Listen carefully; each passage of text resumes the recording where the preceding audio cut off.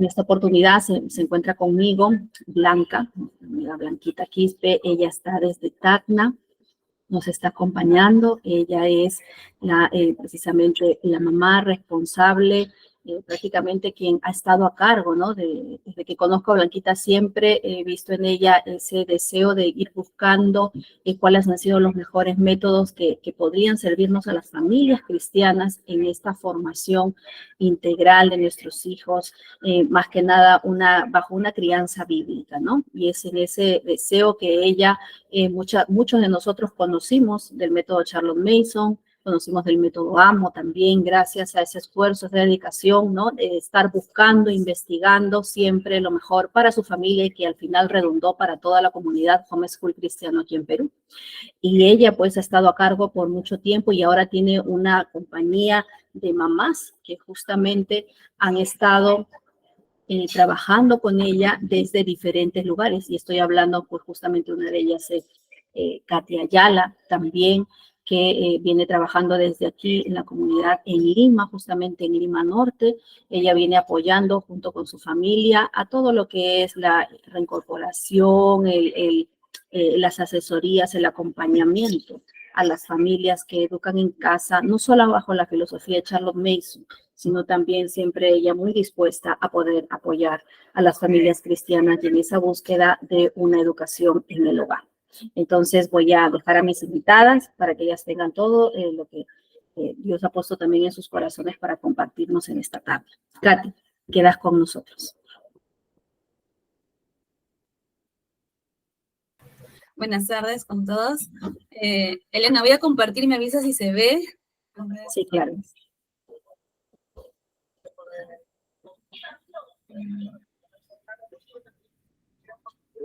¿Se ve? Sí, ya puedo ver tu presentación. Ok.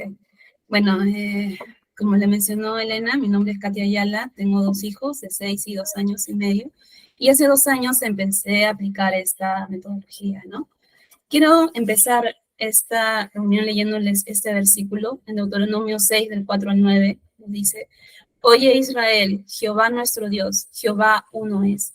Y amarás a Jehová tu Dios de todo tu corazón y de toda tu alma y con todas tus fuerzas. Y estas palabras que yo te mando hoy estarán sobre tu corazón y las repetirás a tus hijos y hablarás de ellas, estando en tu casa y andando por el camino. Y al acostarte y cuando te levantes, y las atarás como una señal en tu mano, y estarán como frontales entre tus ojos, y las escribirás en los postes de tu casa y en tus puertas. Un segundo, Katy. Veo la diapositiva en blanco. Creo que ¿No es nada? ¿Soy la única o pueden verla?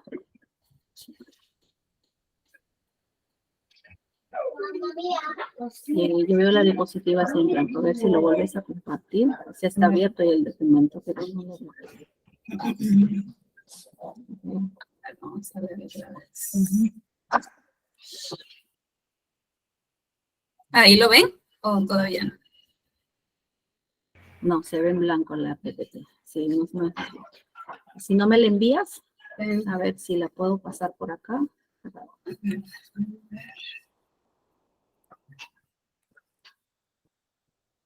Ya dejé de compartir, ¿verdad? ¿Sí? ¿O se ve? No, todavía la sigo mirando. Ya, ahora sí, ya saliste. Comparto. No sé qué pasa con mi laptop. Voy a cerrar esto.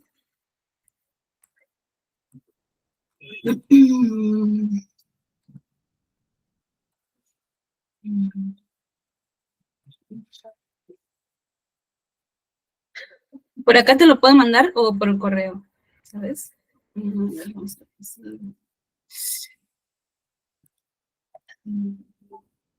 Me quiere ayudar. A ver, vamos a empezar otra vez.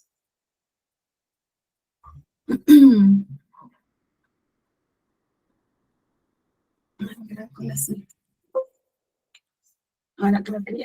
A ver, vamos a intentar.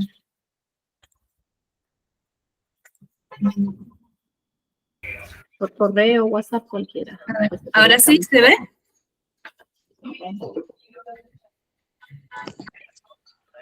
¿Se puede ver ahora? Ahora sí, sí. Ahí se ve el versículo. Veo metodología Charlotte Mason. Ya. Deuteronomio 6, ¿lo ves? No hay Deuteronomio.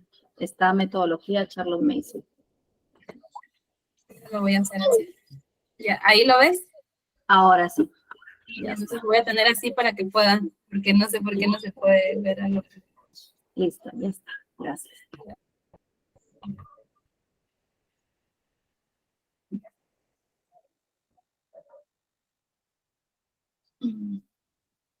¿Ahí lo ves, Elena?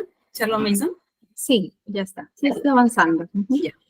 Charlotte Mason nació en 1842 y murió en 1923. Ella nació en Inglaterra. Fue una educadora y reformadora británica a fines del siglo XIX y principios del siglo XX. ¿No? Ella ejerció una gran influencia en la educación a través de los padres que se preocupaban por dar a sus hijos una educación y enriquecedora, ¿no?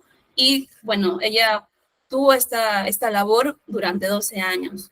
Su visión no solamente abarcaba a los niños que eran educados en el hogar, sino que también a los niños que no podían acceder a la educación debido a sus orígenes socioeconómicos. Nos recordamos que en ese momento en Inglaterra había muchos niños que trabajaban en fábricas desde muy pequeños, no tenían el acceso a educación como ahora lo tenemos. En 1885 a 1886, ella escribió un libro donde plasmó sus ideas de educación, el cual tuvo mucha aceptación. Y en 1892 ella fundó Parents National Education Union, que es el PNEU, una asociación de padres y maestros con interés en educación y el uso de su método, ¿no? Y bueno, ha escrito varios libros a partir de ahí. El libro de Mente a Mente es un libro de Charlotte Mason y Karen Glatz, donde nos presenta a Charlotte Mason como no la habíamos visto antes, ¿no? Este libro es una parte nada más del volumen 6. Tenemos del volumen 1 al volumen 6. Escribió Charlotte Mason y dejó las cosas más relevantes al día de hoy, con palabras para poderlas entender a la actualidad, ¿no? Aquí se considera la aplicación de los 20 principios y el currículo que nos ofrece esta metodología. ¿Está avanzando, Elena, la diapositiva? ¿Sí? Sí, me avisa. Ya, estás en la primera de biografía de Charlotte Mason. Entonces, ya. Aquí tenemos el libro de Mente a Mente. Ahí está. Ahí el cual lo pueden adquirir en Amazon o Kindle, que está el precio súper económico, está $2.40 en Kindle, para que lo puedan leer y puedan un poco más aprender de los principios y en qué se basaba la educación que ella ha implementado por varios años, ¿no?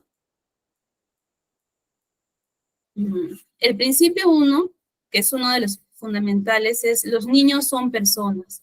Los niños poseen cuerpo y mente. Y la mente es la personalidad y todas las actitudes, desde sus inicios.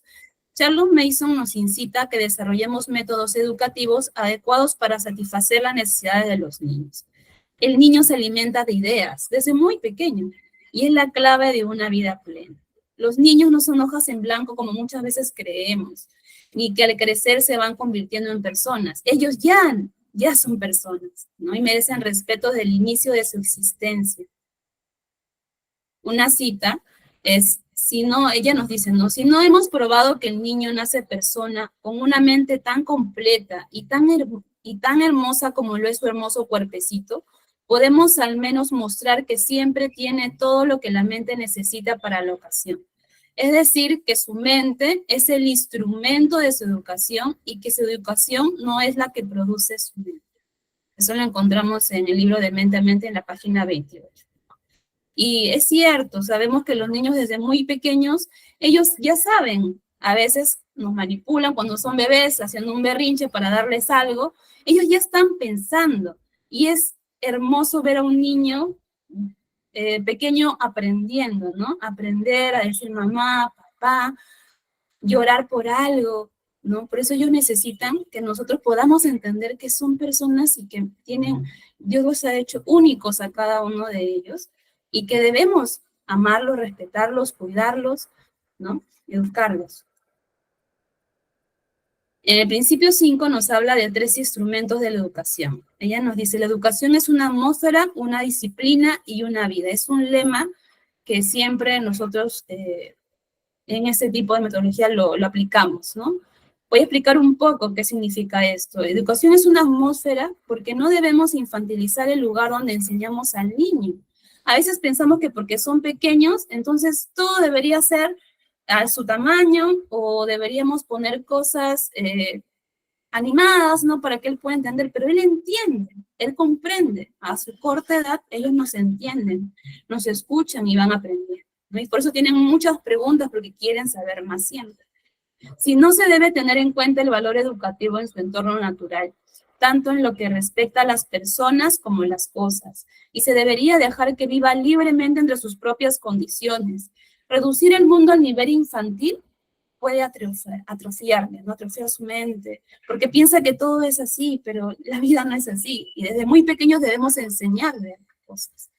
Educación es disciplina, es formar hábitos, formados definitivamente y cuidadosamente, así sean de la mente o cuerpo. Los fisiólogos dicen que la estructura cerebral se adapta a las líneas habituales del pensamiento, es decir, a nuestros hábitos, ¿no? Si vamos trabajando en hábitos continuamente, se va realizando, ¿no? Por ejemplo, el hábito de comer saludable, el hábito de que cuando se levanten tiendan su cama, ya estamos generando un hábito de orden, un hábito de limpieza, ¿no? De que cuando juegan tienen que guardar sus juguetes. Entonces, poco a poco se va implementando en esos hábitos que va a ser para toda su vida. Cuando ellos crezcan, los van a aplicar y aún lo van a enseñar también, ¿no es cierto? Y la educación es una vida. Se refiere a la necesidad intelectual y moral. Así como el sustento del cuerpo está implícito, la mente se alimenta de ideas y por lo tanto los niños deben tener un currículo generoso. Sabemos que tenemos un cuerpo, el cual necesita alimentarse, pero así como nuestro cuerpo se alimenta para estar bien, ¿no? Para crecer, para tener una buena salud, también nuestra mente necesita alimentarse de ideas vivas, de ideas que verdaderamente nos ayuden a comprender, a poder ver y aprender muchas cosas, ¿no?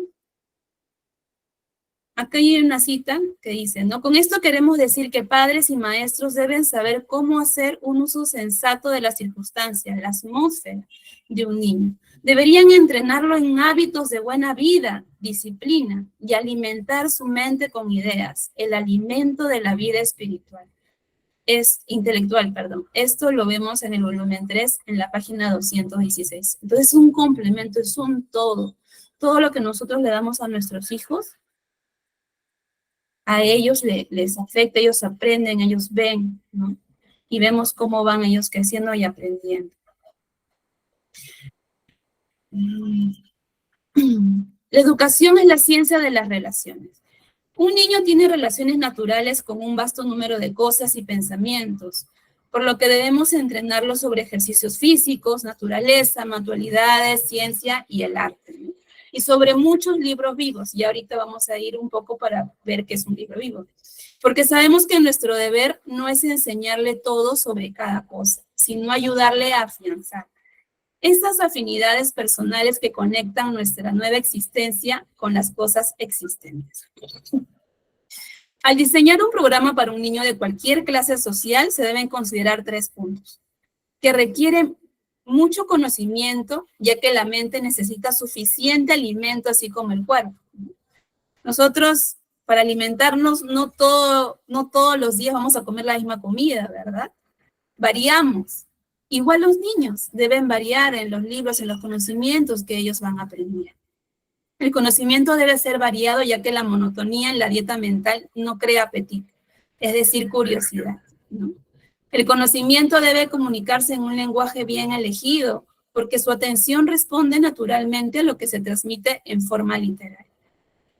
Es impresionante cómo un niño pequeño, tú le das un poema y ellos lo aprenden y ellos van entendiendo, o lee la Biblia, ¿no? La madre le lee la Biblia al niño y el niño va pensando, va creando ideas en su mente de cómo es Dios, que Dios lo ama, cómo hizo el mundo. Y esa idea va generando otra pregunta y otra idea y quieren saber más. Y es hermoso cómo los niños van descubriendo muchas cosas a través de esos intereses que nosotros los padres se los damos, ¿no? ¿Qué es un libro vivo? Aquí voy a leer una parte, ¿no? Principios sobre los cuales seleccionar libros escolares. Los libros correctos tienen la capacidad de inspirar y mover las emociones, pero eso nos hace preguntar, ¿cuáles son los libros correctos?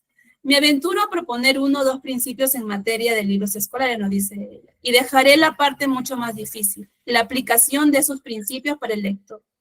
Por ejemplo, creo que le debemos dejar a los niños cavar su conocimiento de cualquier tema por sí mismos, y esto por 2 razones. Que lo que el niño cava por sí mismo tiene valor y es para posesión propia, más lo que se vierte en su oído, como la canción ociosa de un cantante agradable, flota tan ligero como entró y rara vez se asimila. Yo no quiero decir que la conferencia y la lección oral no son útiles, pero estos usos son para dar un impulso y para ordenar el conocimiento, y no para transmitir conocimiento. Nuevamente, como ya dije, las ideas deben llegarnos directamente de la mente del pensador, y es principalmente por medio de los libros que se han escrito que obtenemos el contacto con las mejores mentes. Por ejemplo, un libro de texto nos resume la historia, ¿verdad? Pero un libro vivo te cuenta la historia con detalles, con lugares, y el niño va leyendo y se va imaginando, ¿no? Esto pasó aquí, esto pasó allá. No, por ejemplo, estudiamos la historia de los mochicas. Entonces, tú vas a un libro de texto, se va a resumir nada más, te va a poner fechas, algunos lugares, pero nada más. Pero un libro vivo, si tú eliges un libro que solamente te hable de las historias de las mochicas, te va a contar qué pasó, en qué creían, cómo eran esas guerras, qué comían, qué instrumentos hacían para poderse defender.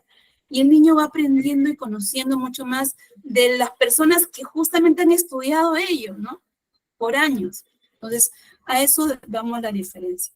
Un libro vivo te lleva a ese lugar, ¿no? No sé si algunos de ustedes han leído el libro Heidi, también es un libro vivo considerado. Y cuando uno lee desde el primer capítulo, tú lo estás leyendo y te estás transportando a los Alpes, te está transportando a la historia de esta pequeña, ¿no?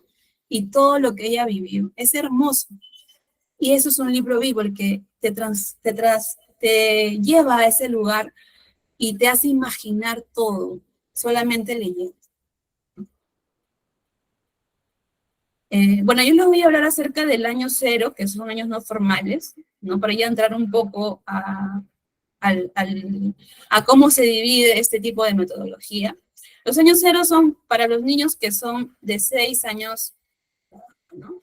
Ellos necesitan mucho tiempo al aire libre, descubrir todo lo que puedan a través de sus 5 sentidos. Muchas veces pensamos que los niños ya tienen que estar sentados haciendo sus cosas. Claro, sí, pero ellos necesitan también tener el aire libre, el aire fresco, poder jugar, saltar, gritar. A eso los tenemos en la casa. No grites, no saltes, no te muevas, no hagas esto, no hagas lo otro. Cuando ellos necesitan tener esos tiempos para estirar sus brazos, para estirar sus piernas, ¿no? Conocer la creación de Dios. El contacto diario con la naturaleza, varias horas y enseñarles a investigar, ¿no? Se convertirá en un hábito. Charles Mason nos dice que como mínimo 4 o 6 horas los niños deben estar en la naturaleza cuando son en años 0. A veces ni 1 hora, ¿no? A veces ni media, a veces toda la semana la pasamos en la casa y no salimos, cuando deberían tener ese contacto. De verdad que es hermoso hacerlo, ¿no? Formación de buenos hábitos. Desde muy pequeños debemos a nuestros hijos inculcar los hábitos, el de levantarse temprano, el de cepillarse los dientes después de cada alimento, ¿no? El de dar las gracias, el de tender su cama, el de arreglar sus juguetes. Desde muy pequeño, nosotros como padres debemos formar esos hábitos, porque son los que estamos diariamente con nuestros niños. Lectura en voz alta. Algunos niños a esta edad no saben leer, y debemos leerles, ¿no? Algunos ya están aprendiendo, ya pueden leer algunos libros cortos con letras grandes, y también empezar poco a poco. Les va a encantar la lectura. La Biblia es fundamental. A veces pensamos, no, tiene que crecer más para que pueda entenderlo. No, la Biblia es para todos, para toda edad. Y escucharlo de la voz de su madre es algo muy hermoso, ¿no? Yo les animo a que puedan leer la Biblia a sus hijos desde muy pequeños. Canciones tradicionales, rondas, algunos juegos, ¿no? Es bueno, hay libros donde nos muestran estas rondas, canciones tradicionales que podemos cantar con nuestros hijos y jugar con ellos también. Enriquecer el ambiente con artesanías, cuadros, pinturas, música clásica, que también ellos puedan conocer esto, ¿no? ¿Quién fue tal pintor? Mira qué pintura hizo, artesanías, la música clásica, que siempre haya un florero en tu mesa, ¿no? Esas cosas a nuestros niños nos van enseñando. Aquí les muestro algunas fotos, ¿no? Aquí está mi hijo en el río, que a veces decimos, no te mojes, no hagas esto, no hagas lo otro, pero ellos necesitan este tipo de experiencia, ¿no? Aquí están los dos con los libros que leyeron el año pasado, ¿no? Algunos libros que a ellos les ayudó mucho y han aprendido bastante, pero nosotros somos los que debemos de motivar a nuestros hijos. También tenemos aquí las salidas, ¿no? A la naturaleza, haciendo un deporte, jugando. Ahí vemos un montón de cosas. Aprendemos de plantas, de las hojas, de los animales, los insectos. Vimos esta oruga tigre, ¿no? Vimos este gato, que a mi hija le encantan los gatos y siempre está viéndole los ojos, el color de sus pelitos, ¿no? Está aprendiendo ahí de colores, de formas. Cada 15 días nos vamos a la biblioteca y es un hábito que yo he hecho en mis hijos, ¿no? Cada 15 días nos vamos a la biblioteca, traemos libros, aparte de los libros que tenemos en casa, y ahí tenemos un tiempo de leer nuevos libros, de poder jugar también un poco. Aquí nos fuimos a un acuario que está aquí en Comas, yo vivo en Comas, en Lima, donde también aprendimos los animales del mar, ¿no? Y aquí mi hijo con la yenca haciendo este caminito para sus carros, agrupándolo, ¿no? Formando. Yo no le dije nada, simplemente yo le di solamente la yenga y él para jugar, y él hizo esto, que fue una pista. Y así, a veces tenemos que hacer, no necesariamente decir a los niños lo que tienen que hacer, sino darles las herramientas y dejar que ellos crean, dejar que ellos aprendan, ¿no? Mi hija tiene unos cuadraditos pequeños y ya ella empieza a clasificar por colores. Nadie le dijo que lo hiciera, ella lo ves y empieza a clasificar. Y eso están aprendiendo. Ellos son niños, son personas que piensan, tienen una mente y están aprendiendo constantemente, ¿no? Y bueno, ahora le doy el pase a Blanca, que ella nos va a contar un poco más del currículo para poder conocer un poco más esta metodología. Gracias, Caterine. Antes de empezar, Elenita, no sé cuánto tiempo nos queda para poder adecuar lo que voy a decir lo más relevante en todo caso. No, todavía hay tiempo. Siempre estamos casi hasta las 6:10 aquí. Así que tú dale. Muchas gracias, Elena. Bueno, soy Blanca Quispe Villaverde. Estoy casada. Tenemos una familia con 6 niños. Y la labor de educación en nuestra casa pues ha sido algo que el Señor ha puesto primero mi esposo y después he sido yo, también he asumido esa responsabilidad como de Dios. Antes de empezar, me gustaría leer una cita. Justo estamos leyendo un libro de la educación de Israel Wayne y me ha parecido tan encantador porque yo la verdad no lo conocía, o sea, no conocía el objetivo inicial de lo que decía en la Universidad de Harvard, pero en la Universidad de Harvard dice, la declaración de propósitos original de la Universidad de Harvard en 1636 define el propósito de la educación de esta manera: que cada estudiante sea claramente instruido y se le presione seriamente a considerar con detenimiento que el fin principal de su vida y estudios es conocer a Dios y a Jesucristo, que es la vida eterna, Juan 17:3, y por tanto poner a Cristo en la base, como fundamento único de todo conocimiento y aprendizajes sólidos. Ustedes conocen la universidad, esto obviamente ha cambiado en los propósitos, pero esta es el propósito origen de la Universidad de Harvard en 1636. Y si nos ponemos a pensar, ¿cuál debe ser el propósito de la educación de nuestros hijos? Pues si somos creyentes, nosotros sabemos muy bien que no hay mayor objetivo para nosotros y que deseamos para nuestros hijos que ellos conozcan a Dios, al único Dios verdadero, ¿no? Entonces, haciendo ese comentario, empezaré haciendo una breve exposición de algunos principios que desarrolla la filosofía Charlotte Mason, atingentes a lo que es la currícula. Muy bien. El principio 11. Básicamente, este principio dice que el niño está listo para lidiar con todo conocimiento. Por lo tanto, requiere un currículo completo y generoso. Es decir, su mente está lista. No es insuficiente ni carente, sino que el niño nace con una mente lista para lidiar con todo esto. En el principio 12, habla acerca de la educación como ciencia de las relaciones.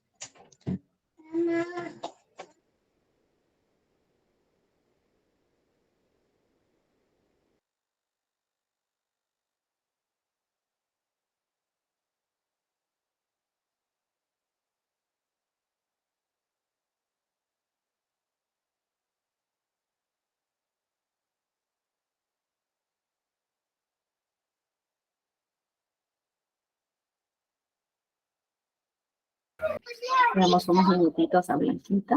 Ella es mamá de 6 niños. Tiene niños pequeñitos. Disculpe, Ahí está. uno de mis niños que me estaba llamando. Entonces, el principio 12 dice que la educación es la ciencia de las relaciones. O sea, que el niño es capaz de relacionar todo conocimiento que se le va viniendo y presentando, y también nosotros vamos informándoles a los niños, pues nos vamos proporcionándoles. Entonces, no hay nada que venga al niño y el niño verdaderamente lo tenga aislado, sino que él relaciona cada cosa que va viviendo, que va leyendo, que va viendo, que va tocando, todo. Muy bien, el principio 13 habla acerca de que el niño debe tener un currículo que tenga suficiente alimento, pero también que debe ser variado. Sobre todo, que este conocimiento sea presentado de un lenguaje literario. Eso es muy importante. Y si ustedes se dan cuenta, en la filosofía muchas veces deben haber escuchado acerca del libro vivo, así como lo mencionó Catherine. Y bueno, yo les daré un mayor ejemplo que ustedes sí conocen. El mayor libro vivo es la Biblia. Entonces, ustedes pueden leer y darse cuenta. Por ejemplo, tenemos libros poéticos bellísimos, ¿no? Y en la traducción de la Reina Valera, tenemos una traducción de las traducciones más cultas que existen. Entonces, el lenguaje siempre, en los libros que van leyendo los niños en toda la currícula, siempre debe ser presentado en forma literaria. ¿Por qué? Y les voy a decir algo muy interesante. Si Dios, que es el que tiene el mayor conocimiento de todo, le ha placido manifestarse y darnos su palabra a través de la Biblia, presentada precisamente en ese lenguaje literario, ¿no nos da un indicio de cómo nosotros también deberíamos tener cuidado para nuestros niños? ¿No? Entonces, eso es muy importante en la currícula, considerar los libros en lenguaje literario. El principio 14 habla acerca de cómo es la forma en que nosotros debemos realizar la exposición del conocimiento. Cuando van leyendo, sea que la madre lee, se le lee solo una única vez. Entonces, los niños solamente escuchan una vez y ellos son capaces de realizar su traducción, su narración. ¿Por qué? Porque al narrar los niños es la forma, haciendo el símil como de la digestión, cuando el alimento ingresa, va siendo asimilado, ¿verdad? Y luego va a producir la sangre, que es lo que se desea. Entonces, esa manera de asimilar los alimentos se equipara en el momento mismo de la lectura y la narración del niño. El niño puede escuchar, pero cómo tú ves que si realmente el niño ha prestado la atención y apropia el conocimiento, es a través que el niño realiza la narración, ¿no? Cuando primero empiezan con narraciones orales. Muy bien, entonces es muy interesante esto porque el corazón del método, de los métodos de la filosofía es la narración. ¿Y por qué es tan importante? porque precisamente es a través de esta forma tan sencilla que los niños van aprendiendo. Entonces acá no vemos madres cansadas y trasnochadas que están pasándose toda la noche queriendo estudiar un tema para luego exponerle, como lo hacen en los colegios. No, acá elegimos los mejores libros vivos posibles para todas las materias y los niños van teniendo un contacto directo con una mente apasionada, conocedora de lo que se está haciendo, que conoce el tema, ¿verdad? Entonces, ven la diferencia, ven por qué es algo tan sencillo y algunas personas dicen, ¿cómo es posible que tus hijos lean tanto y tengan tanto contacto y tanta lectura? Simple. Primero, hemos trabajado mucho con los niños con el hábito de la atención. ¿Cómo? Solamente una lectura. El niño tiene que ser capaz de prestar atención. Acá no hacemos repeticiones y repeticiones para que se le quede algo memorizado, carente de sentido, de contexto. No. El niño va escuchando la lectura cuando es muy pequeño y el niño hace su narración. En sus palabras va asimilando y va mostrando cómo ellos están adquiriendo el conocimiento. Y eso es algo muy interesante porque cuando los niños se relacionan directamente con los libros vivos, pues ahí se produce algo que probablemente solamente lo han experimentado los grandes pensadores y los grandes científicos y descubridos, y los que han hecho grandes experimentos, ¿no? Han sido movidos por una idea que los ha golpeado, que ha impactado todo su ser, y que probablemente esa idea los persiga en el día. Por eso es que luego establecen relaciones con las cosas que han escuchado y con lo que van vivenciando. Muy bien, el principio 15, bueno, habla de la única lectura que ya he mencionado, y luego tenemos el currículo. ¿Cómo se piensa el currículo en la filosofía Charlotte Mason? Como ya les había indicado, el conocimiento base siempre es la palabra de Dios, siempre es el conocimiento de Dios. Entonces se habla de tres conocimientos: el conocimiento de Dios, conocimiento del hombre y el conocimiento del mundo. Dentro del conocimiento de Dios, en primer lugar, pues está la Biblia, ¿no? Y todo libro vivo que hable y exalte al Dios de la Biblia. No al que le parece una persona, sino al que dice la Biblia. El conocimiento del hombre está constituido por el estudio de la historia, el arte y la música, literatura, estudios cívicos, idiomas. Y el conocimiento del mundo está relacionado con las ciencias, con la geografía, las matemáticas y las manualidades. Entonces, de esa forma nosotros estructuramos la currícula. Entonces, esa es la forma. Aunque la presentación es un poco más amplia, verdaderamente, y por el grado de atención que ustedes como madres tienen, no voy a exponer todo, voy a decir lo más importante, para que en todo caso ustedes le vamos a pasar a Elenita las diapositivas, la que quiera pueda revisar algo más y pueda verificar. Porque definitivamente esta filosofía es muy, muy extensa y muy rica. Pero algo sí muy interesante es que toda cosa, cada detalle de cada conocimiento, y cómo se presenta y la oportunidad en la que se presentan los niños, es realmente, yo la veo hasta ahora, presentada de forma muy sabia, ¿no? En el conocimiento de Dios, que es el principal, vamos a recordar siempre las madres que vamos estudiando con nuestros niños la reverencia. ¿Y por qué la palabra reverencia? Porque la palabra de Dios es suficiente. Y si verdaderamente como madres entendemos que es suficiente, cualquier comentario que aplaque como una madre parlanchina o hablando tanto sobre algo, pues está fuera de lugar. Si nosotros queremos, recuerden ese pasaje de la Biblia donde los niños querían acercarse a Jesús y no les permitían porque los consideraban como que no, solo para adultos, ¿no? Pero el Señor dijo, dejad a los niños que vengan a mí y no se lo impidáis. Hacemos más o menos así cuando nosotros cargamos a los niños, cuando se trata de conocimiento de Dios, con puro comentario infantilizado o plática nuestra, y evitamos exponerle la palabra de Dios. Ustedes recuerden que en los estudios de los sacerdotes católicos si uno revisa la plana de la currícula, tiene mucho de filosofía, y la verdad es que comparativamente muy poco en relación al texto directo de la Biblia. Entonces, ustedes pueden darse cuenta, pues, cuál es el efecto, ¿no? Pasa lo mismo en este caso. La palabra de Dios debe ser expuesta directamente a los niños, no adaptada, no infantilizada, no reducida, sino la misma palabra de Dios. Y si es que el padre, la madre desea hacer algún comentario sobre algo geográfico, de las tradiciones, uso, costumbres, algo relevante, lo puede decir antes de la lectura, ¿verdad? Señalando de repente una verdad espiritual si es que desea. Y como le digo, acá lo más importante es la reverencia, porque pensamos que nuestros hijos son pequeños y no entienden, pero verdaderamente nosotros no entendemos lo que Dios les ha dado a los niños. Y si los niños se acostumbran a escuchar la palabra de Dios directamente, créanme que eso va a ser lo más natural. Muy bien. También tenemos, voy a pasarme porque acá habla del conocimiento de cómo se estudia el antiguo y el nuevo, que es básicamente un desarrollo de qué es lo que hacemos por etapas, por años, ¿verdad?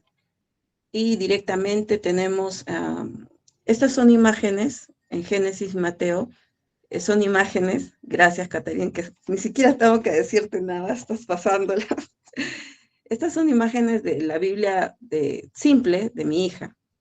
Lo único que he procurado es que tenga la Biblia una parte al costado, para que haga suya la Biblia como desee. Ya, lo más importante para mí no es que la Biblia pues sea reverenciada en texto, como no la rayes, no. Creo que como madres lo que más queremos es que la palabra impacte su vida, ¿no? Y pues ella tiene su Biblia y tiene completa libertad. Cuando era muy pequeñita me dibujaba, después iba creciendo, me narraba. Entonces, esas son algunas de los primeros años de mi hija leyendo su Biblia. Está Génesis y Mateo. Básicamente hacemos una lectura de antiguo y nuevo en paralelo, porque las verdades, ustedes saben que la Biblia es una gran narrativa que habla acerca de Jesucristo. Y la verdad es que haciendo este tipo de lectura directa de la Biblia en paralelo, antiguo y nuevo, nosotros no tenemos necesidad de decirle a los niños, aquí está Cristo. No, los niños son capaces de identificar y ver, mamá, este ángel de acá que se presenta, ¡ah! Era Cristo. Y uno puede simplemente maravillarse de Dios y su gran bondad, ¿no? También tenemos el conocimiento del hombre, que como les había dicho, está dentro de la historia, la literatura, la ciudadanía, composición, idiomas y las artes. El estudio de la historia, ¿cómo lo hacemos?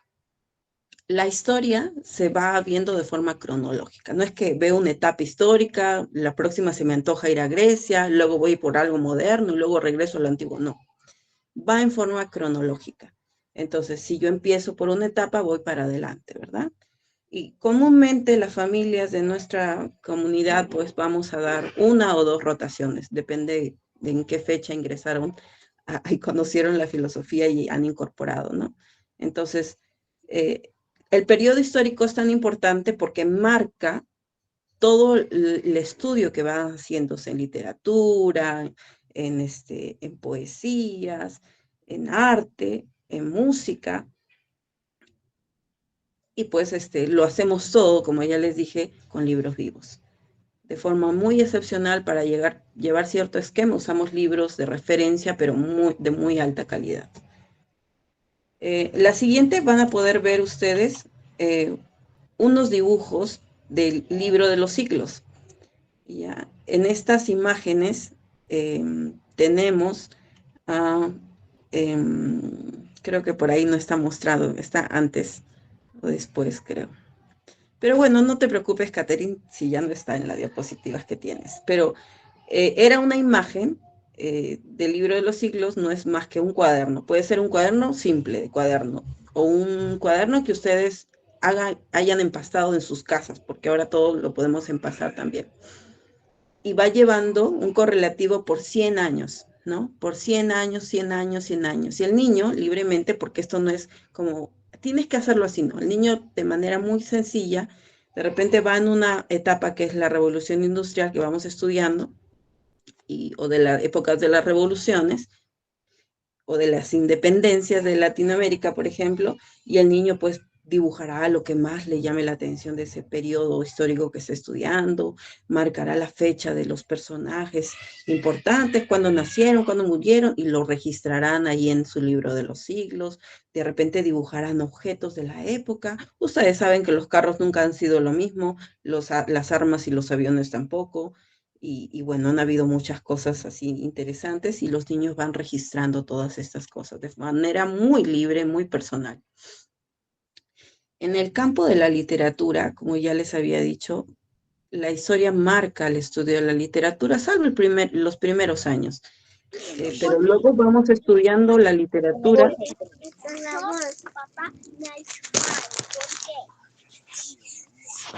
Disculpen si pueden desactivar su audio. En la literatura vamos estudiando de acuerdo a la época histórica y vamos estudiando los grandes escritores de esa época. Entonces, si nosotros, por ejemplo, estamos estudiando el siglo XIX, por ejemplo, pues estudiaremos a Charles Dickens. Ustedes deben haber escuchado de él. Oliver Twin y diferentes obras que nosotros podemos considerar, ¿no? También inclusive ya está Ricardo Palma, me parece, para la época histórica, para el caso del Perú, que es con las tradiciones peruanas, que es un libro pues muy importante, pienso yo, para lectura de todos los niños, ¿no? Entonces, vamos a considerando eso. Entonces, pero tampoco es que sea cualquier literatura universal. Nosotros hacemos un tamiz de aquello que sea digno, que sea verdaderamente importante, que cada madre y padre tenga la convicción de que es lo más adecuado para sus hijos. Y eso les digo porque nosotros no tenemos una currícula que le diga a la madre que está haciendo tal periódico, vas a llevar estos libros, sino que cada padre tiene esa libertad de elegir lo que más sea adecuado para el propósito y el objetivo como familia. Luego tenemos también el estudio de la ciudadanía, y acá me parece algo muy interesante que el enfoque de la filosofía va relacionada a que el niño pueda formar ese deber como ciudadano, ¿ya? Pero este deber no está sesgado por un fetiche de nacionalismo sin fundamento. Como ustedes recordarán, muchas personas son a veces rivales en la actualidad con Chile o inclusive con los españoles, ¿verdad? No. Este estudio de ciudadanía, ¿verdad? Va enfocado más en las virtudes, en lo que como niños, como parte del Estado, como ciudadanos, pueden dar en servicio. Entonces, para eso, en este caso, nosotros hacemos un estudio de vidas de ciudadanos famosos, ejemplares, que pueden ser dignos, ¿no? Nosotros usamos mucho un libro que en realidad es una colección de muchas biografías, que es Vidas Paralelas de Plutarco. Y en el caso, por ejemplo, de Vidas Paralelas de Plutarco, pues es muy interesante ver el arrojo, el amor por la colectividad, el tomar decisiones, no por intereses personales, sino quizás por lo mejor para la misma ciudad, ¿no? Entonces vemos personajes griegos, romanos, de la antigüedad, pues con unas cosas impresionantes, ¿no? En el valor y el cuidado por los demás. Como parte también, los niños van haciendo composiciones. Y eso es una etapa, diría yo, como los niños empiezan, son pequeños, no son lectores, hasta que ellos van leyendo fluidamente, los padres van leyéndoles. Cuando los niños ya pueden leer, pues ellos leen sus propios libros y ellos hacen sus narraciones orales, alternando con las narraciones escritas. Luego el tercer paso sería ya cuando el niño está realizando su propia composición, ¿no? En base a las mismas lecturas que va teniendo, va haciendo sus narraciones y va componiendo, ¿no? Con un estilo propio. Hasta aquí recordemos que en la filosofía se hace el filtro de los libros vivos y tienen que tener una alta calidad literaria. Yo recuerdo mucho una madre que me preguntaba, ¿por qué es que nosotros cuando leemos es bueno que hagamos un libro de citas? Pues les diré, William Shakespeare tenía su libro de citas y él tenía su libro de citas y algunos no lo creen, pero cuando lo leen les parece tan elegante y todo. Pero él decía que era básicamente porque estaba familiarizado a escribir, porque así estaba acostumbrado también a leer. Entonces, no nos llame la atención que nuestros niños escriban de una determinada forma y hablen de una determinada forma si es que pues los exponemos un tipo de lectura, quizás pobre, ¿no?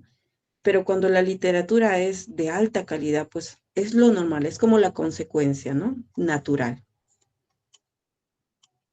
Muy bien. En el estudio de idiomas, los niños van aprendiendo también idiomas antiguos y modernos y también se aplican las narraciones. Probablemente sean un poco más incipientes porque pues va a ser un poco más difícil, no es la lengua materna, pero se enfoca a que finalmente el niño pueda, después de una lectura simple en inglés, pueda hacer una narración.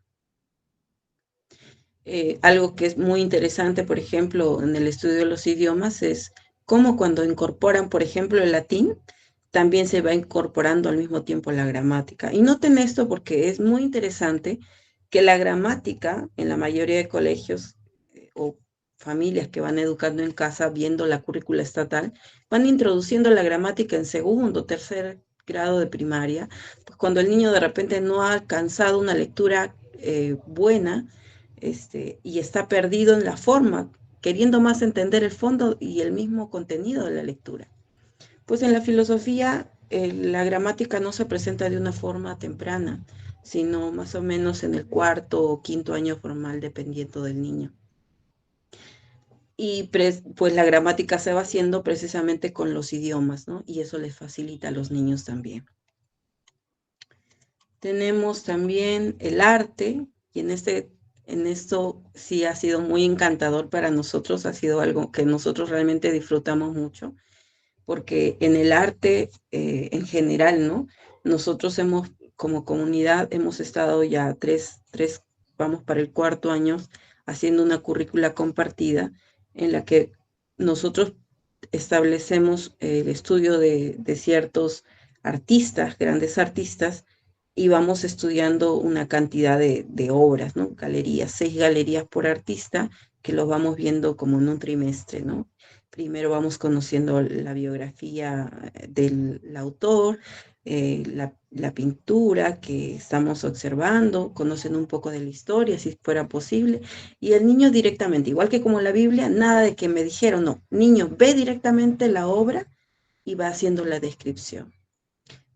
Y es muy mágico ver, por ejemplo, a un niño ver una obra y va haciéndote una descripción. Hasta inventa cosas que han pasado probablemente, pero es su apreciación finalmente. Y es muy interesante porque es capaz de percibir todas las cosas y los colores y la luz y la oscuridad para de repente decir que estaba triste o molesto o cosas así, ¿no? Entonces es muy interesante poder escuchar la apreciación artística de un niño. Y lo mismo nos pasa en la apreciación musical, ¿no? También eso gratamente hemos incorporado como comunidad en el estudio de artistas. Estudiamos un artista por 3 meses y escuchando sus piezas, ¿no? Me acuerdo del año pasado, incorporamos Beethoven y los niños fácilmente decían, ah, esta es el número tal de Beethoven y esta de acá me gusta más. Entonces es bien interesante porque probablemente la melodía sea pegajosa, que muchas de estas melodías las ponen en dibujitos, ¿verdad? En los dibujos antiguos, digo, porque los actuales no tienen nada de música clásica, pero finalmente los niños van apropiándose de esto, ¿no? Entonces, la apreciación musical, en este caso, no está muy ligada a los instrumentos que también podría incorporarse en la currícula, ¿no? De manera muy independiente por las familias. También tenemos el conocimiento del mundo, en este caso tenemos a las ciencias, y me hubiese gustado, vas a compartir la pantalla, igual, Y hay algo que a mí sí me impresionó porque yo decía, ¿y ahora cómo estudiamos ciencias? Y también de forma literaria. Y yo, pero ¿de dónde voy a conseguir libros escritos en forma literaria? Y la verdad es que si uno busca, encuentra. Y verdaderamente una madre que pueda tener un poco más de cuidado para sus hijos se da cuenta que el lenguaje literario es un lenguaje que atrapa a los niños porque está bien escrito, ¿verdad? Y con una linda narrativa que pues los niños simplemente lo escuchan y lo comprenden. Y no es que un día aprendieron ciencia como lo hacen normalmente en un libro de texto y ya pasó y se olvidaron, sino que ellos recuerdan porque la vinculan con la historia que han leído. Por ejemplo, este librito que es Si los animales pudieran hablar, lo escribe un autor científico cristiano, y más o menos es como si el animal fuera el que escribe, que sabemos que eso no existe, pero él ha tenido la libertad literaria de hacer eso. Entonces, eh, él, por ejemplo, dice, en el caso de esta ave, dice, ¿usted cree que no soy nada de extraordinario? Oiga, pero si su especie no hay menos de que la nuestra. ¿Y de veras piensa usted que todo lo que es muy frecuente es por eso ordinario? Entonces usted mismo también sería muy ordinario. Y luego dice, en realidad soy un gorrión molinero, bastante educado. De ninguna de las maneras quiero que me confunda con mi primo, el fresco y gordo gorrión común. Y bueno, va desarrollando la historia y es bastante interesante cómo va presentándose el estudio. ¿Ven la diferencia que hay con el estudio de ciencias, viendo libros vivos y pues con otro, que el animal es de pecho blanco y así, y tiene una altura, como sería un libro de texto, ¿no? Bastante muerto, y vive en zonas tropicales. No, esto es una historia, esto te va envolviendo, esto tiene una idea correlativa, tiene un contexto, y el niño puede ser capaz de contarlo, ¿no? A través de sus narraciones. Catherine no ha actualizado mi diapositiva, pero había un librito más que es la expedición botánica contada a los niños, que lo hemos leído, lo estamos terminando de leer con mi hija, con mis hijas mayores, de Elsa Mujica, y en este librito también es como una historia hermosa que van contando acerca de algunas plantas y qué hay detrás de las historias de esas plantitas. Y verdad, cuando a veces le pregunto a mis hijas si les gusta y dice que les encanta. Y este librito, lo leen mis hijas mayores juntas y es realmente encantador. Como deben haber escuchado muchas veces, nosotros trabajamos bastante los diarios de la naturaleza. Igual que con el libro de los siglos, el diario de la naturaleza tiene sello personal de cada niño. Pues el diario de la naturaleza no es más que la recopilación del niño de sus observaciones en vivo, contacto directo con la naturaleza. Y pues esto no es una práctica que solo haga el niño, esto es una práctica inclusive de la madre, ¿no? Este, y eso pues los familiariza, los hace, en realidad, como le digo, es bastante tan libre que al final, pues incluso poesías podría poner al costo del niño, de un dibujito que hace o una rima, si es que lo desea, ¿no? Entonces, ustedes podrán ver diarios de la naturaleza tan bellos que digan, ay, qué hermoso, como pues solo dibujos, ¿no? Y compartes, ¿no? Eso es algo tiene un sello muy personal de acuerdo a cada niño. Muy bien, tenemos el estudio de la geografía. De la misma forma tenemos el estudio de la geografía realizado en forma literaria. Voy a leer también esto. Yo creo que es más interesante que yo les lea algunos textos relacionados a esto que les explique. Dice, este libro es Geografía para Primaria, escrito por Charlotte Mason, ya el único que está traducido al español. Dice, las murmuraciones del niño marinero. Dices, querida mamá, que es bueno hablar con aquellos que amablemente se proponen enseñar. Y yo pienso que he aprendido algo mientras caminaba, junto con el niño marinero a orillas de la playa. Me habló de tierras donde él pronto irá, donde los colibríes apenas son más grandes que las abejas, donde la henné y las nueces crecen, y la canela forma la corteza de algunos árboles. Me contó que las islas, o lo lejos en el océano, son montañas de coral que los insectos han hecho, y confieso libremente que casi no me hago la idea de que insectos puedan trabajar de la forma que él dice. Y pues este es un niño de ciudad que tiene contacto con un niño marinero, la historia es más larga, no la voy a leer, y el niño marinero pues lo endulza con todo lo que ha escuchado y ha visto, ¿no? Y él se transporta a esos lugares, a las características geográficas, ¿verdad? Y él va viviendo lo que el niño marinero le va diciendo, ¿no? Porque hace uso también de la imaginación tan grande que lo tienen todos los niños. Eh, Charlotte Mason dice que la ciencia no enseña a un niño, dice que si la ciencia no enseña a un niño a admirar las maravillas de este planeta, es porque quizás ya ha perdido todo su valor educativo. Si el niño no llega a admirar las cosas que Dios ha creado, pues para en términos de nosotros educativamente como creyentes, pues eso ya perdió mucho el sentido de este estudio. También tengo un ejemplo de un librito de geografía del mundo para niños. Justo tomé una partecita. Es la siguiente, Catherine. Partecita solamente de Sudamérica. Y, y pues el autor, nosotros que somos peruanas sabemos, ¿no? Y acá dice Sudamérica. Sudamérica tiene una forma parecida a un nabo, una remolacha. Ustedes pueden recordar cómo es Sudamérica, ¿no? La forma que tiene. Una peonza, una hoja, una pera con el cabo hacia abajo, una pierna de cordero, un copete de helado y otras 1000 cosas que os pudiera ocurrir. La base es Panamá y la punta es el Cabo de Hornos. Y bueno, ustedes pueden imaginarse cómo hacen la descripción, ¿no? Cuando van haciendo la descripción en este texto, hablan incluso de las llamas. Ellos no se transportan de ninguna forma, no, ellos utilizan las llamas, dicen, ¿no?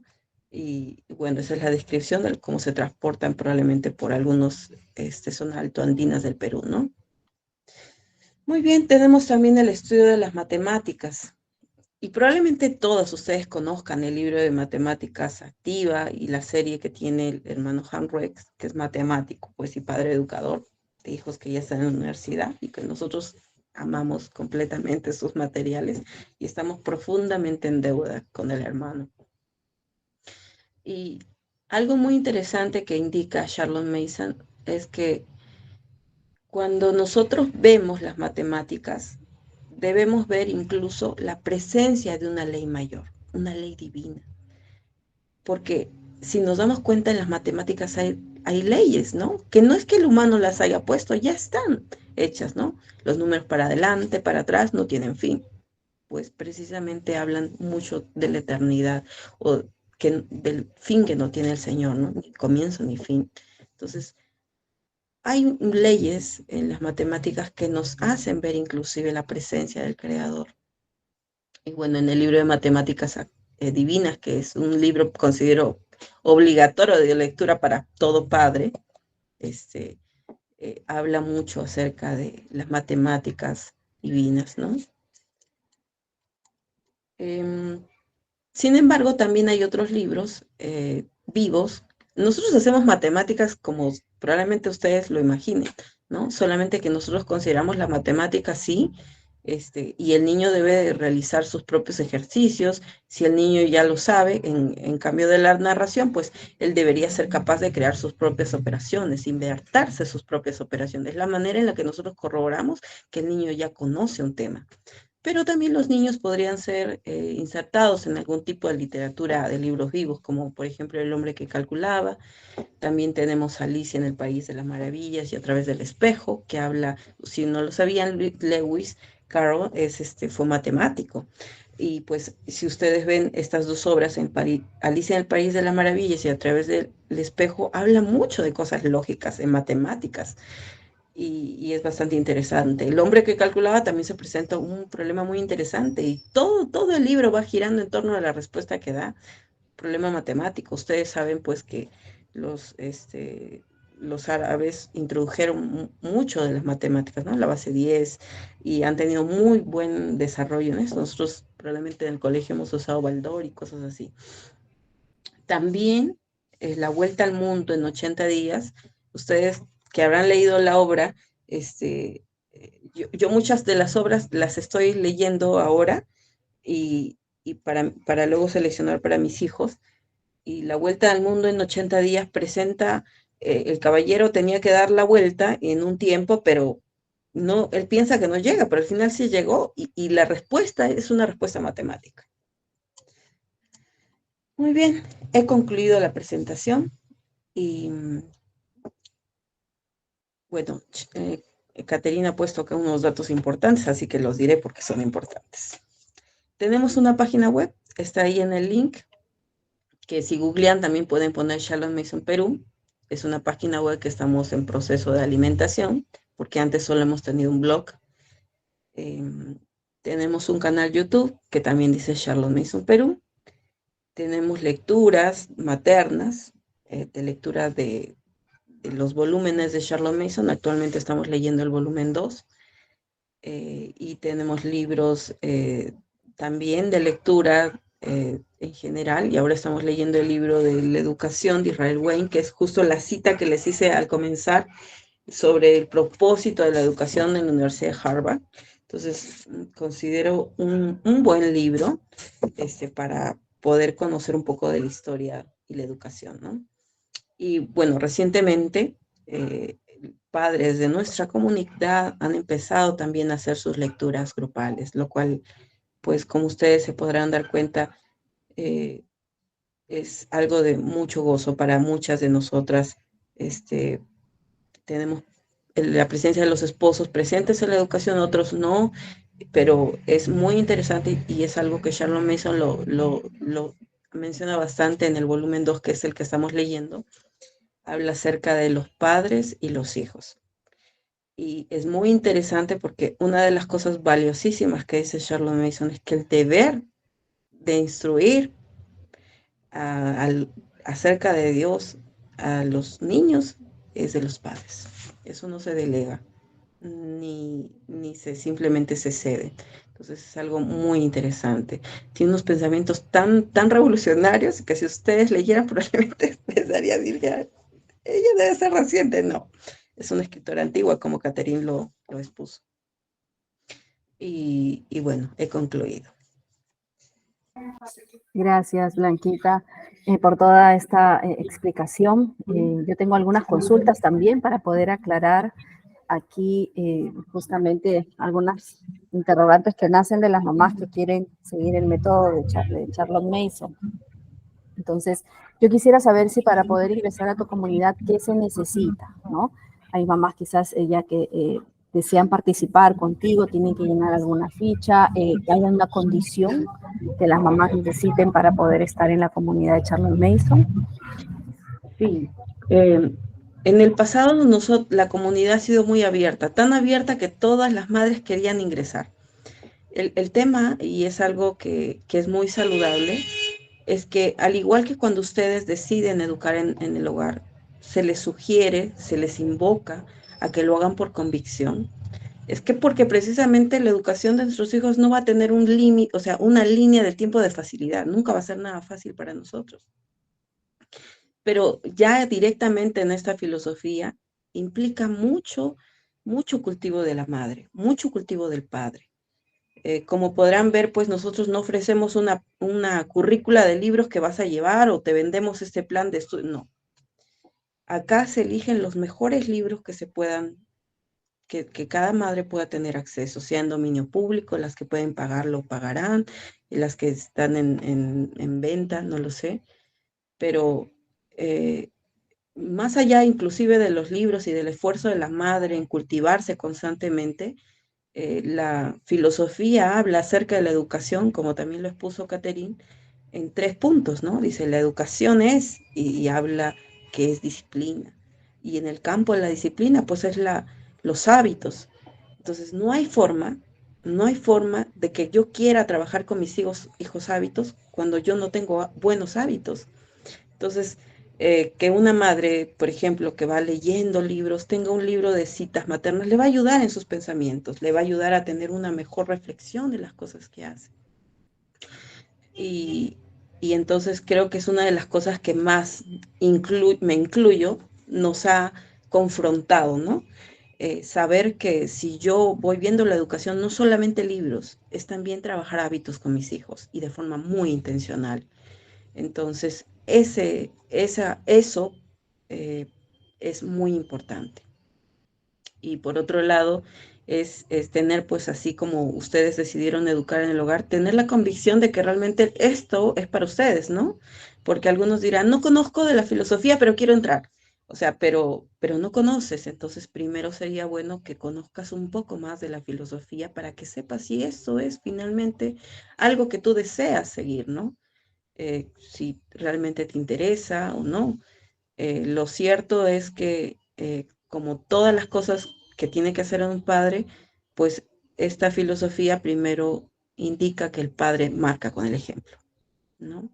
Entonces, en ese sentido, se le procura que los padres que quieran pertenecer a la comunidad sepan por lo menos cómo es la filosofía, más o menos cómo se hacen, y para eso les tenemos muchos videos que tenemos en nuestro canal de YouTube. Tenemos el libro más sencillo, que es una versión sucinta del volumen 6 que habla acerca de justo el desarrollo de la filosofía, la currícula y muchas cosas más, que es el libro de Mente a Mente, que pueden también adquirir y revisarlo, ¿no? Esperamos tener una fecha muy próximamente que vamos, ante muchas madres que nos piden acceder pero no conocen de la filosofía y no, dicen, no tengo tiempo para leer, pero quiero ser parte.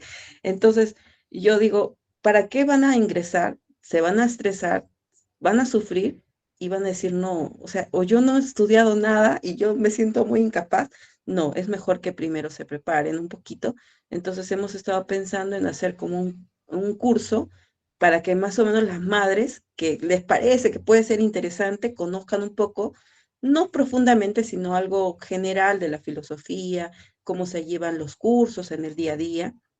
Entonces estamos estructurando ese curso con un grupo de mamás para iniciar probablemente en febrero y en marzo, para el grupo de madres que quisieran. Luego terminado ese curso, y si la madre pues decide, probablemente con toda alegría nosotros podríamos decir ya puede ser parte. Y básicamente, como ustedes verán, la comunidad ha estado produciendo mucho material escrito. Agradecemos al Señor que hay muchas madres que hablan inglés de forma nativa. Han habido mucho trabajo de traducción, sigue habiendo trabajo de mucha traducción, y son madres pues que están sirviendo en muchos aspectos, ¿no? Catherine, por ejemplo, apoya bastante en todo lo que es la programación de videos. Entonces, lo único que se les pide a las madres que quieran ser parte de la comunidad es que tengan ese propósito de seguir conociendo más de la filosofía y que tengan esa disposición de servicios, ¿no? Eso es lo único que nosotros les pedimos. Entonces, un poquito cómo es la dinámica ya de estar dentro de la comunidad, ¿no? Ustedes se organizan, es cierto, en las actividades como de traducción, han lanzado mucho material. Yo observo de lejos que hay un trabajo de hormigas, ¿no? Están ahí una por una en diferentes prácticamente comisiones y han hecho pues que la filosofía de Charles Mason aquí en Perú sea más evidente. Hay material gratuito también que muchos de nosotros hemos sido beneficiados con esos materiales.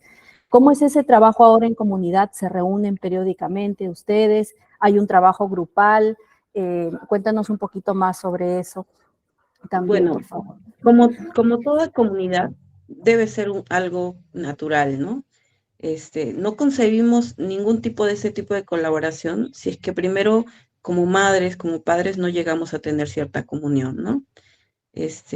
Muchos de nosotros vivimos en diferentes partes del Perú, y eso es algo muy interesante que hemos hecho desde el comienzo. Nosotros no sectarizamos por provincia, por tal lugar, ni nada. Las reuniones, aunque pueden ser locales, finalmente mantenemos vínculos y relación, ya sea de hermandad, de amor, de cariño, de amistad, porque yo al menos tengo mucho cariño por todas las madres del Perú, y mantenemos ese apoyo constante. O sea, trabajamos unidas a nivel nacional, las familias, pero sin embargo, localmente las familias van desarrollando sus propias visitas, ¿no? Yo vivo en Tacna, puedo hacer visitas a los pantanos, a los desiertos, a los geysers que hay acá y zonas específicamente, ¿no? Tenemos también los petroglifos de Micuya, y cosas así, ¿no? Pero mi realidad no es la misma que otros lugares. Entonces, cada familia va programando sus visitas. Digamos que las que tienen mayor cantidad de cosas para hacer y van teniendo reuniones cada mes presencialmente con sus familias es en Lima, ¿no? Tenemos un grupo de madres también que se organizan en Arequipa y van saliendo, ¿no? Es muy encantador porque algo que debe ser mm, es que poco a poco las cosas y las iniciativas que han estado dándose como comunidad, no es que ha sido algo así forzado, sino que ha sido algo que, mira, yo soy buena haciendo esto, entonces podría ayudar en eso, perfecto. Mira, mi esposo podría ayudar en hacer este diseño, de repente sabe hacer maqueteado, que yo ni siquiera sabía qué cosa era eso, entonces vamos a hacer mejor la edición de este libro y así, ¿no? O algunas, pues, que en términos legales también hemos estado apoyando, ¿no? Y se los participo a ustedes. Tenemos actualmente un trabajo de traducción concluido y que nosotros hemos tramitado ya ante Indecopi la inscripción de los derechos de autor de este libro, entonces, como comunidad, ¿no? Entonces, ustedes pueden darse cuenta, pues, que ahí no solamente está la que tradujo, la que diagramó, el padre que ayudó haciendo el diseño, entonces hay de repente la que coordinó legalmente, entonces hay mucho trabajo en equipo, mucha solidaridad, y lo que siempre pienso que siempre llega a pasar es que puede una madre por el afán cargarse y querer servir en todo. También hemos aprendido de esas cosas y hay algo que nosotros hemos estado orando durante estos últimos años, que precisamente ha sido que los padres también sean parte de todo eso. Entonces, en ese mismo sentido, nosotros hemos deseado desde el comienzo una reunión anual en la que estemos todas las familias y ya van varios años que hacemos nuestros retiros anuales, ¿no? Y ahí pues nos encontramos todas las familias que pueden viajar a Lima y los que están en Lima van con sus esposos, sus hijos, entonces ahí estamos todos. Hacemos un programa muy bonito donde los padres son los que van dirigiendo la palabra de Dios, los pensamientos acerca del Señor y pues hacemos ciertos talleres para padres, madres y nos ingeniamos para ver que nuestros hijos también los tengan. Entonces, eso es un tiempo muy, muy hermoso, muy bonito, porque creemos que la labor de la madre, que una madre que está fatigada y cansada y que el esposo no está nada vinculado en la educación, pues no es algo que sea algo de Dios, ¿no? O sea, no es algo que sea lo ideal, que aunque pueda haber un caso que simplemente no se puede, lo ideal, si es que ambos padres han tenido esa convicción de educar, pues sean partes, ¿no? Y pues por eso es que precisamente como comunidad nosotros no hablamos de madres solamente, sino de familias. Entonces ustedes van a ver que todas las reuniones que tienen mensualmente, por ejemplo las de Lima, están presentes con sus esposos, todos están ahí presentes. Y es una cosa muy linda porque, porque ya nosotros no nos vemos como, oye, es mi compañera que también educa en casa. No, ella es mi amiga. Ella es con la que sufro también igual con ella y con la que no todos tenemos el mismo grado de afinidad, pues hay algunas personas que tienen más afinidad con otras, eh, pero básicamente lo que queremos es eso, ¿no? O sea, que podamos llegar a apoyarnos de tal manera y que podamos pues ser, así como una iglesia, que en teoría no debería decirte, haz esto ni hay otro, sino que de forma viva van pensando todos en un mismo fin, igual vamos todos pensando en las mayores cosas que podemos servir por el bien de todos nuestros hijos, ¿no? Y de esa forma hemos estado trabajando en estos años. Y bueno, probablemente piensan que yo soy la que dirijo, pero la verdad es que yo les tendría que decir que hemos llegado al punto de que ahorita hay madres que son responsables de cada cosa que yo simplemente me informo. Me dicen, Blanca, te informamos que estamos haciendo esto, que programamos una conferencia con las madres de Aviva Nuestros Corazones y que, oh, perfecto. Deseas moderar, puede ser otra madre, perfecto, vemos otra madre. Y ustedes podrán ver así que madres han dirigido, han entrevistado y yo la verdad me lleno de mucha alegría que cuando comenzamos en la comunidad, muchas madres se sentían tan apocadas de empezar esta filosofía porque creían que como no habían recibido una buena educación de secundaria o ni siquiera habían sido capaces de acabar un solo libro o una obra completa, pues era imposible para sus hijos, ¿no? Ahora prácticamente son más alumnos en casa porque se incluye a la propia madre, ¿no? Que va recibiendo las narraciones, pero para eso ha leído también el libro. Entonces, y ver madres que igual que sus hijos han estado aprendiendo y aprendiendo a hablar en sus narraciones y expresarse mejor, ahora siendo moderadoras o dando alguna presentación, es también increíble, ¿no? Es todo lo que ha afectado la filosofía en sus vidas, ¿no? Y también ahora, pues, a los padres que estamos viendo que se van reuniendo, ¿no? Esta semana ha sido la primera reunión con los del Club de los Varones. Ellos están leyendo un clásico y nosotros estamos muy, muy felices por eso realmente. Sí, justamente hemos visto también ese club de lectura de varones que va teniendo pues bastante efecto en las comunidades y oramos también para que vaya multiplicándose, ¿no? El interés de los papás y su participación. Cuéntanos un poquito más sobre los estadios de las edades. Se observa mucho que nos hablas que los niños están siendo entrenados en poder concentrarse en las narraciones y esto como que va parte de niños muy pequeños. Pero ¿qué pasaría cuando ya una mamá ya los tiene grande, quiere involucrarse en la filosofía? ¿Cómo es que llega Charlotte Mason a los adolescentes, a los chicos mayores de 12 años? Y en estas familias que no han tenido ese entrenamiento, ¿no? Y más que nada, los chicos escolarizados en esa edad no tienen ese entrenamiento en cuanto a concentración, mucho menos comprensión, ni hábito de lectura. Cuéntanos un poquito y danos consejos también de cómo apoyar a esas mamás y familias que quieren hacerlo ya con niños grandes. Sí, nos ha pasado con muchas familias en que han deseado hacerlo, incorporar la filosofía, pues, y primero madre, el padre igual va trabajando, así sean grandes los niños tienen que ser incorporados al estudio de la observación de la naturaleza. Así sean muy grandes, tiene que empezarse por eso. Les había leído la cita de las ciencias y Charlotte Mason decía, toda ciencia que se va estudiando que no hace que admires la creación, pues ha perdido el sentido. Entonces, eso es algo muy importante para nosotros como estudio. O sea, podríamos hacer que nuestros niños tengan mucha información, pero el conocimiento cargado de ideas vivas que transformen sus vidas, pues eso es lo que finalmente lo que queremos nosotros, ¿no? Con el Google podemos googlear cualquier cosa y saber cualquier cosa. Nuestros hijos también lo van a hacer, pero entonces eso no es el propósito que queremos nosotros. Nosotros queremos niños que realmente puedan ser impactados con alguna idea, que los mueva y que sean capaces de dirigir inclusive para lo que ellos van a hacer más adelante, ¿no? Entonces, es muy probable que muchos niños no manejen el ritmo del trabajo de hábitos o el trabajo de lectura, eh, porque precisamente la atención no ha sido pues algo que se ha desarrollado, ¿no? Y eso es un gran problema, pero también es muy bueno, porque si se identifica cuál es el problema, entonces se puede trabajar en ese hábito, ¿no?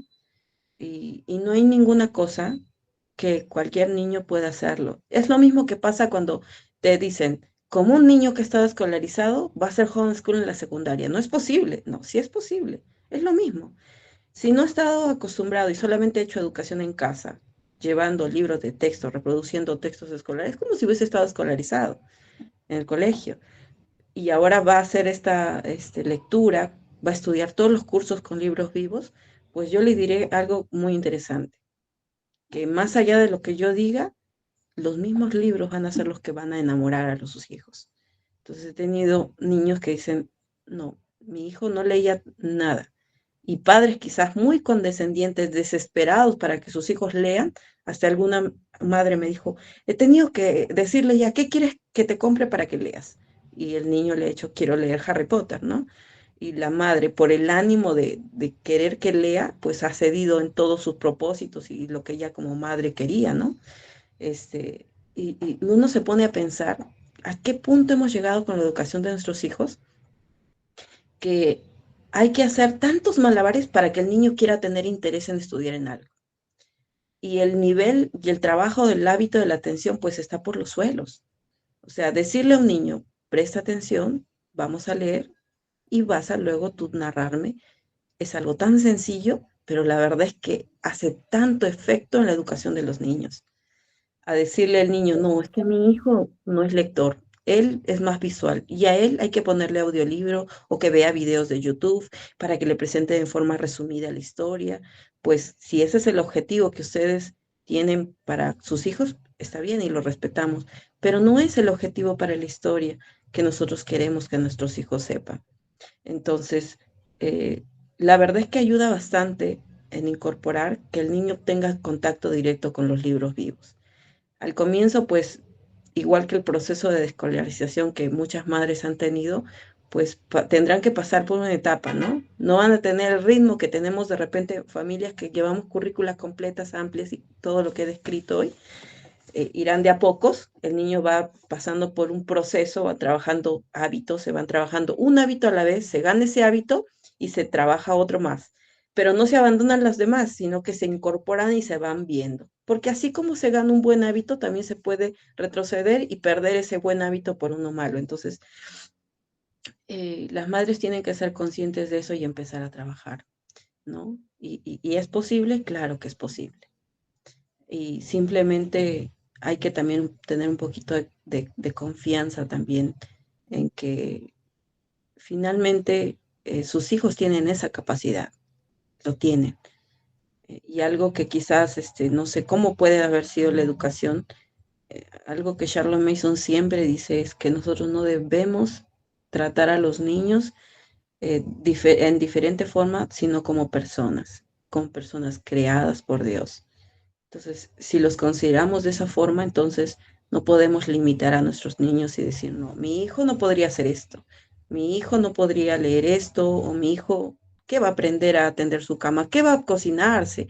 ¿O qué va a recoger esto? No. Entonces, sí es necesario que los padres primero aprendan acerca de esto para que puedan incorporar toda la currícula y la filosofía, ¿no? Porque si el padre no lo entiende primero, es muy difícil que luego lo incorpore con sus hijos, ¿no? Aparte que es un acto de bondad, pienso yo, trabajar con los niños con hábitos.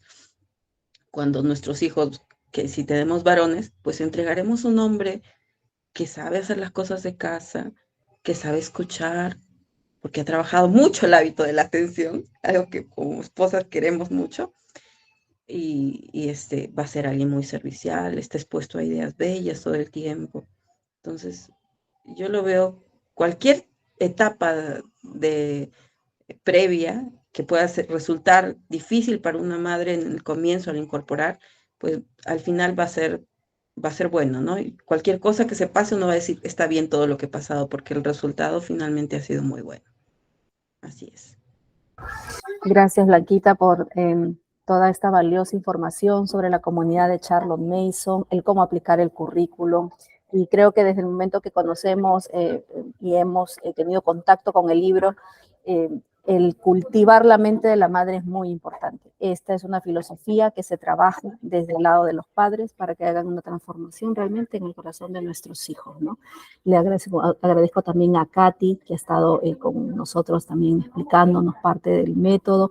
Cualquier ya consulta y el deseo de participar y de conocer ya a profundidad dentro de la comunidad de Charlotte Mason, pues aquí está el contacto, que se los voy a dejar también en el grupo, para que puedan contactarse con Blanca allá desde Tacna, y aquí en Lima también una de las mamás es Katy. Entonces ellas pues van a brindarles todo el soporte también para aquellas familias que decidan incorporar y pertenecer también y hacer viva la filosofía de Charlotte Mason en su educación en el hogar. Gracias, Blanquita, gracias, Katy, ha sido un gusto escucharlas y aprender también de todo esto que es la filosofía de Charlotte Mason. Gracias a todos, que tengan una linda noche. Gracias, Elena.